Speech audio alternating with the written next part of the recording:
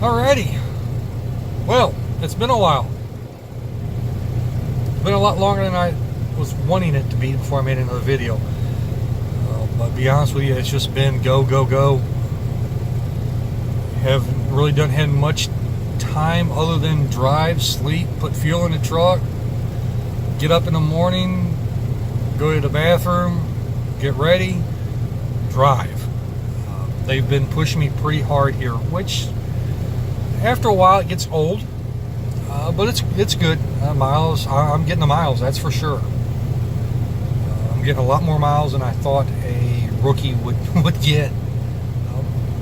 But I can't really complain about that. But anyway,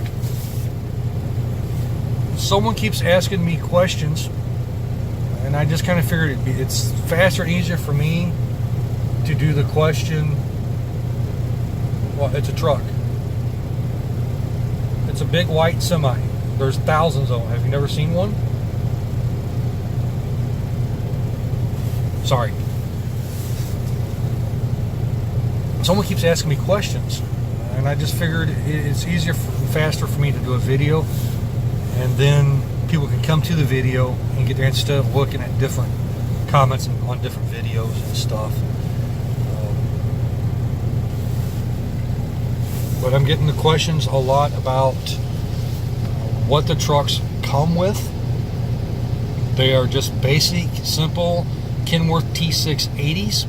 They do have a couple of Volvos and a couple of Freightliners, but they are in the process of eliminating those. So if you come to CFI, you have about a 95% chance, I guess you would say, of getting a Kenworth T680. Like I said, they are nice trucks. The only thing that CFI provides is XM satellite radio.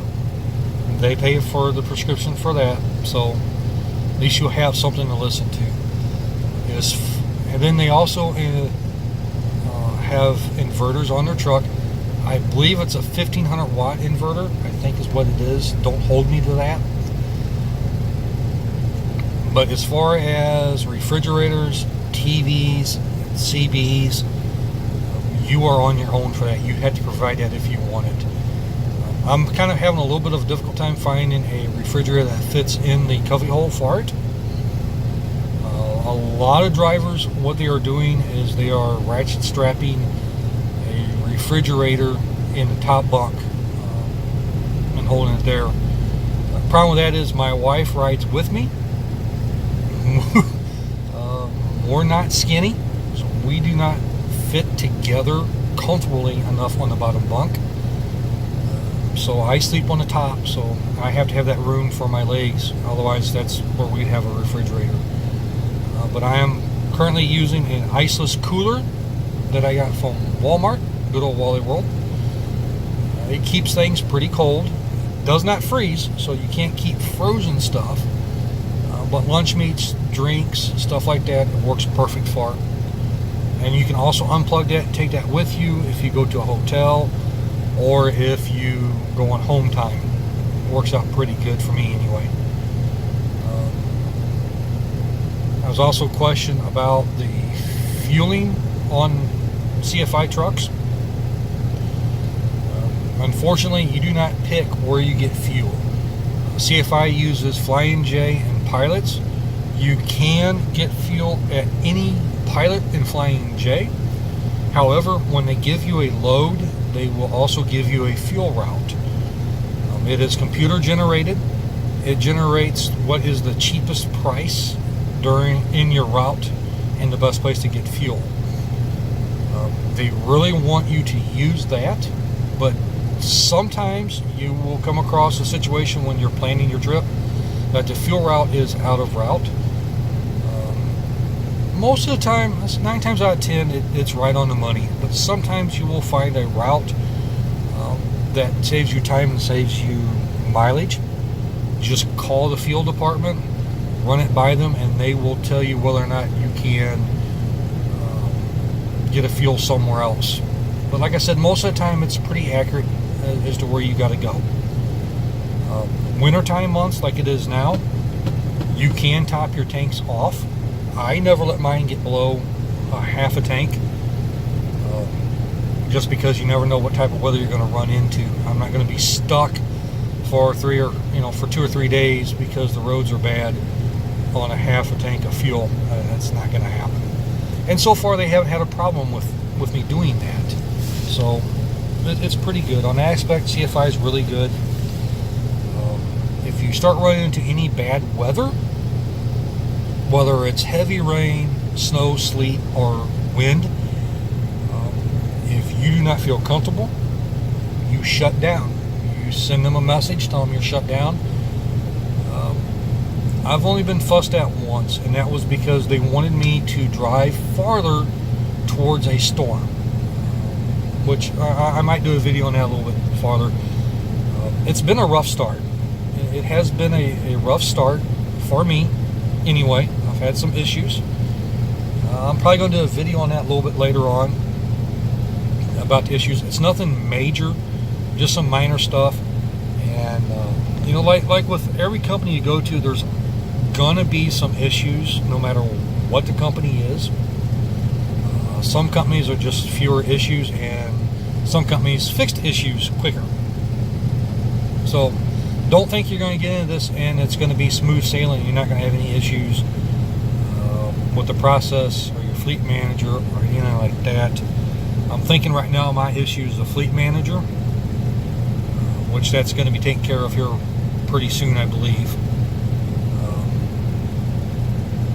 But anyway, sorry, getting off topic. The other question that I'm getting is about Crowder College. I've done some videos on that. The one that keeps coming up the most is simulator stuff. Crowder College does have simulators. You will start off on simulators. You can look up semi-simulators training. There's some pretty good videos out there on those. Kind of gives you an idea. Basically, it's just a big arcade game. It's got a chair you sit in. It does rumble. It does shake when you go around curves. It does lean. It gives you a base idea of what to expect. I found it was a lot different when I actually got in the truck. But they use them mainly to teach you how to shift. CFI is they're going to an automatic fleet. So when you get to CFI, you will be put in an automatic. Sorry. But while you are at Crowder College, you will train on manual transmissions. And that's what the simulator is for. They teach you your shift points, they teach you how to double clutch, and looking for the gears without looking down at the pattern. Once they feel you have that down, then they will move you to the trucks where you actually start driving. Like I said, it's you're going to think it's a lot of bull. I have to learn how to do all that, how to drive a manual transmission, especially if you're going to CFI when CFI has all automatics. However, you need to do that. That's the only way you're going to pass Crowder College. You train in manuals, 10-speed manuals, and you test in the 10-speed manual. They do have a couple of 13 speeds, but CFI you're only required to do the 10 speeds, which is good because then when you graduate, you won't have that automatic restriction on your CDL, which means you can go anywhere to get a job later on. Which I'm finding out now that's pretty important to have, to do. That's usually the first thing they ask when you start calling other companies is, well, do you have a restriction on your license? So bear through it. And once you get the hang of double clutching and changing the gears, it's pretty fun. Especially when you get on the interstate, you just rev it up through there pretty quick. It's fun. I think that's all the questions right now. I'm almost at 10 minutes. I have a tendency to ramble on. But like I said, I apologize for the videos, or lack of videos. It's been, what? It's the same damn truck that was here 5 minutes ago when you walked by.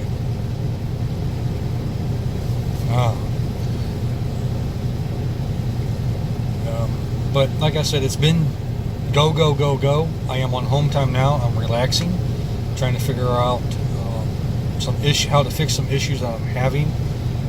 I have no doubt that CFI is going to resolve these issues, and we're going to work things out. CFI is an awesome company. Like I said, it's been a rough start for me. I've had some issues, but you're going to have that with every company.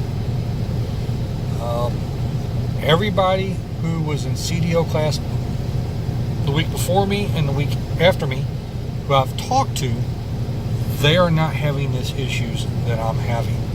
So that just means it's just me. It's just issues with me, which we're working on trying to figure out why that is. So, once again, rambling way too much. Thank you for watching this. Please like the videos down below. That makes me know that they're being watched and they're somewhat useful. Now, if y'all excuse me, I'm going to go home where it's nice and warm. Bye-bye.